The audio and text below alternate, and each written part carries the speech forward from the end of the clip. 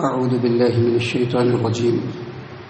بسم الله الرحمن الرحيم. ونادى أصحاب الجنة أصحاب النار أن قد وجدنا ما وعدنا ربنا حقا فهل وجدتم ما وعد ربكم حقا قالوا نعم فأذن مؤذن بينهم اللعنة الله على الظالمين الذين يصدون عن سبيل الله ويبغونها عوجا وهم بالآخرة كافرون. محترم سامعین کرام، سورۃ الاعراف سورہ نمبر 7 اور اسی سورت سے ابھی آپ کے سامنے آیت نمبر 44-45 یعنی 44 اور 45 یہ دو آیات تلاوت کیے گئے ہیں. سامعین کرام، اللہ تبارک و تعالیٰ فرماتے ہیں وَنَادَى أَصْحَابُ الْجَنَّةِ أَصْحَابَ النَّارِ. قیامت کے دن جنتی جنت سے ہی جہنمیوں کو پکاریں گے، پکار کر کے ان کو کہیں گے ان قد وجدنا ما وعدنا ربنا حقا فهل وجدتم ما وعد ربكم حقا. میرے رب نے، ہم لوگوں کے رب نے ہم سے جو وعدہ کیا تھا ہم نے اس وعدے کو سچا پایا. کیا تم سے تمہارے رب نے جو وعدہ کیا تھا تم نے بھی اس کو سچا پایا؟ قالوا نعم، وہ لوگ کہیں گے کہ ہاں ہم نے بھی سچا پایا. فأذن مؤذن بینہم اللعنۃ اللہ علی الظالمین. اسی درمیان ایک پکارنے والا پکار لگائے گا کہ ظالموں کے اوپر دنیا اور آخرت دونوں میں لعنت. محترم سامعین کرام، جنت اور جہنم کی جو دوری ہے، جو قیامت کے دن دوری ہوگی جنت اور جہنم کے درمیان، اس دنیا کی زندگی میں ہم اس کا تصور بھی نہیں کر سکتے ہیں کہ کتنی دوری ہوگی دونوں کے درمیان. لیکن یہ جو آیت کریمہ ہے اور اس کے علاوہ قرآن کریم میں اور بھی جو دوسری آیات ہیں، اس سے ایک بات بالکل واضح اور ثابت ہو جاتی ہے کہ قیامت کے دن جنتی اور جہنمی کا آپس میں ایک دوسرے سے بات چیت ہوگا، مکالمہ ہوگی. ثابت ہے یہ بات. اور اس سے یہ بھی ثابت ہوتا ہے کئی باتیں کہ یہ جو دنیا کی زندگی ہے اور اس میں جو ہم کو سننے اور سمجھنے کی جو طاقت ملی ہے، کل قیامت کے دن جو دوسری زندگی ملنے والی ہے اس میں سننے کی، سمجھنے کی اور بولنے کی جو طاقت ہوگی وہ یہاں سے کئی گنا زیادہ ہوگی. بہت دور کی آواز کو بھی سن لے گا آدمی، دور دراز کے بیٹھے ہوئے آدمی کو دیکھ لے گا. اور اس آیت کریمہ سے جو بات ثابت ہوتی ہے دوسری، وہ یہ بھی ثابت ہوتی ہے کہ اس دنیا کا جو کمیونیکیشن سسٹم ہوگا، جو مواصلاتی نظام ہوگا، وہ بہت سریع تاثیر ہوگا. مثال کے طور پر آپ سمجھ سکتے ہیں کہ آج سے کچھ سالوں پہلے ٹیلی ویژن کا ایجاد ہوا، اس کے بعد سوشل میڈیا آیا جس کے اندر موبائل کے اندر اسکرین ہوتا ہے. اس میں سوشل میڈیا کے جو ایپس ہیں اس کے ذریعے سے، ٹیلی ویژن کے ذریعے سے آدمی دور دراز ملکوں میں بیٹھے ہوئے آدمی کو دیکھ بھی سکتا ہے اور اس کے بات چیت کو سن بھی سکتا ہے. بلکہ جو ٹیلی فون کے اندر جو ایپس ہیں اس ایپس کے ذریعے سے دنیا کے دوسرے چھوڑ پر اگر کوئی آدمی ہے تو اس ایپس کے ذریعے سے اس کو آدمی بالمشافہت دیکھ بھی سکتا ہے اور اس سے لائیو گفتگو بھی کر سکتا ہے. ان تمام چیزوں کو اگر سامنے رکھا جائے تو یہ بات واضح ہو جاتی ہے کہ کل قیامت کے میدان میں جنتی جب جنت کے اندر چلے جائیں گے اور ان کو اپنا وہ ساتھی یاد آئے گا جو جہنم کا حقدار ہوگا اور اس سے وہ بات کرنا چاہے گا، تو نہ صرف یہ کہ اس کے احوال اور ظروف سامنے آئیں گے بلکہ جہاں پر بیٹھا ہے وہیں پر بیٹھے بیٹھے دور میں بیٹھے ہوئے جہنم میں جو آدمی ہوگا اس سے بات بھی کر سکتا ہے. اسی چیز کو اللہ تبارک و تعالیٰ نے یہاں پر بیان کیا ہے کہ جنتی جب جنت کے اندر چلے جائیں گے اور ان کو اپنا کوئی ساتھی یاد آئے گا جو جنت میں نہیں ہوگا، جہنم کے اندر ہوگا، تو وہیں سے اللہ تبارک و تعالیٰ کے اذن سے وہ اس ساتھی سے پوچھے گا کہ ہمارے رب نے جو ہم سے وعدہ کیا تھا وہ تو ہم نے دیکھ لیا، تم سے تمہارے رب نے جو وعدہ کیا تھا تم نے دیکھا یا نہیں دیکھا.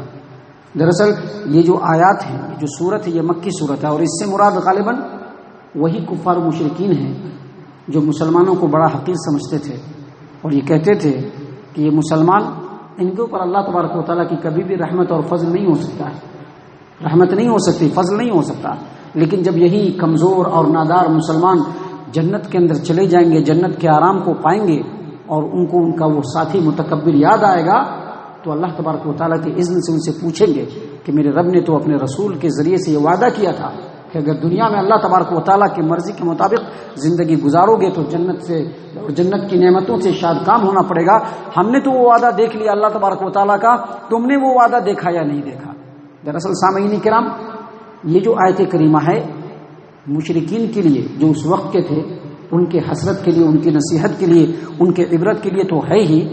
دراصل یہ آیت کریمہ ہماری عبرت کے لیے بھی ہے کہ ہم جو دنیا کے گورکھ دھندوں میں پھنس کر کے صحیح کو غلط اور غلط کو صحیح کرتے پھر رہے ہیں، کہیں ایسا نہ ہو کہ ہمارا بھی وہی انجام ہو کہ ہمارا کوئی ساتھی جنت میں بیٹھا ہوا جہنم میں ہم سے بات چیت کرے اور ہم سے ہمارے حال احوال کو پوچھے۔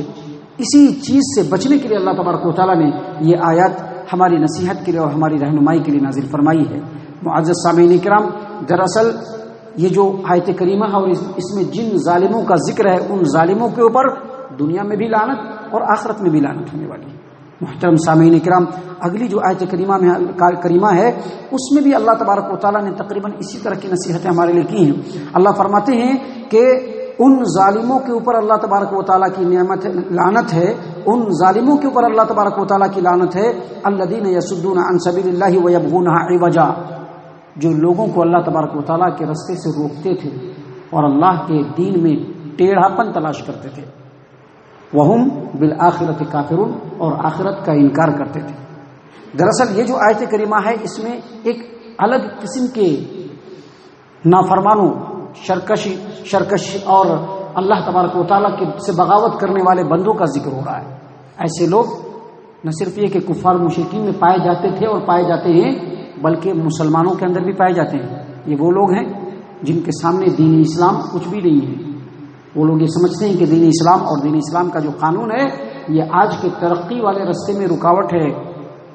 یہی وجہ ہے کہ آپ دیکھیں گے کہ بہت سارے مسلمانوں کے اندر بھی ایسے نام نہاد مسلمان پائے جاتے ہیں جن کا یہ کہنا ہے، جن کا یہ اعتراض ہے، جن کی یہ سوچ ہے، جن کی یہ فکر ہے اور جن کا یہ عمل ہے، وہ یہ کہتے ہیں کہ اسلام میں جو حدود ہیں، سزائیں ہیں، مثلا چور کو اگر چوری کرتے ہوئے پکڑ لیا جائے اور اس کا ہاتھ کاٹ لیا جائے، یا اسی طرح سے اگر کوئی شرابی ہو شراب پی لے اور شراب پینے کے بعد اس کے اوپر کوڑے لگائے جائیں، یا اسی طرح سے اگر کوئی آدمی بدکاری کر لے اور بدکاری کرنے کے بعد اس کو کوڑے لگائے جائیں یا رجم کر کے سنسار کر دیا جائے، یہ سب ظالمانہ اور وحشیانہ انداز ہے۔